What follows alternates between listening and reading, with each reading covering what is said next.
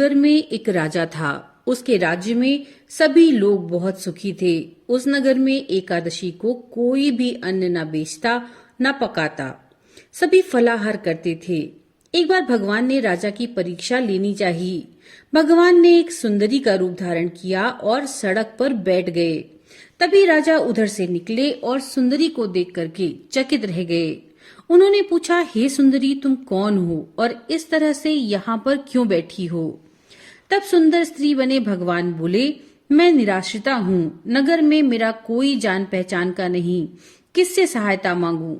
राजा उसके रूप पर मोहित हो गया था। वो बोला, तुम मेरे महल में चलकर मेरी रानी बनकर रहो। सुंदरी बोली, मैं तुम्हारी बात मानूंगी, पर तुम्हें राज्य का अधिकार मुझे सौंपना होगा। राज्य पर मेरा पूर्ण अधिकार होगा। मैं जो भी बनाऊंगी तुम्हें खाना पड़ेगा। राजा उसके रूप पर मोहित था, इसलिए सभी शर्तें स्वीकार कर ली। अगले दिन एकादशी थी। रानी ने हुक्म दिया कि बाजारों में अन्य दिनों की तरह अन्न बेचा जाए। उसने घर में मांस, मछली आदि पकाए और परोसकर राजा को खाने के लिए दिया। ये देखकर राजा बोला, रानी, आज एकादशी है, मैं तो केवल फलाहार ही करूंगा। तब रानी ने शर्त याद दिलाई और बोली, या तो खाना खाओ, नहीं तो मैं बड़े राजकुमार का सर काट दूंगी।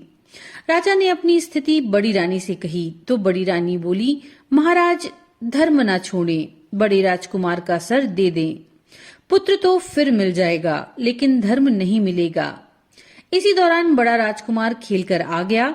माँ की आंखों में आंसू देखकर वह रोने का कारण पूछने लगा, तो माँ ने उसे सारी बातें बता दी। तब वो बोला, मैं अपना सर देने के लिए तैयार हूँ, पिताजी के धर्म की रक्षा होगी, जरूर होगी। राजा दुखी मन से राजकुमार का सर देने के लिए तैयार हुआ तो रानी के रूप में भगवान विष्णु ने प्रकट होकर असली बात बताई। भगवान विष्णु बोले, राजन, धन्य है तुम्हारी भक्ति, तुम इस कठिन परीक्षा में भी सफल हुए हो। भगवान ने प्रसन्न होकर राजा से वर मांगने को कहा तो राजा बोले, आपका दिया हुआ सब कुछ है, हमारा उद्धार करें। उसी समय वहां एक विमान उतरा। राजा ने अपने पुत्र को राज्य सौंप दिया और विमान में बैठ करके परम धाम को चले गए। तो भक्तों, ये थी देव उठनी एकादशी की व्रत कथा।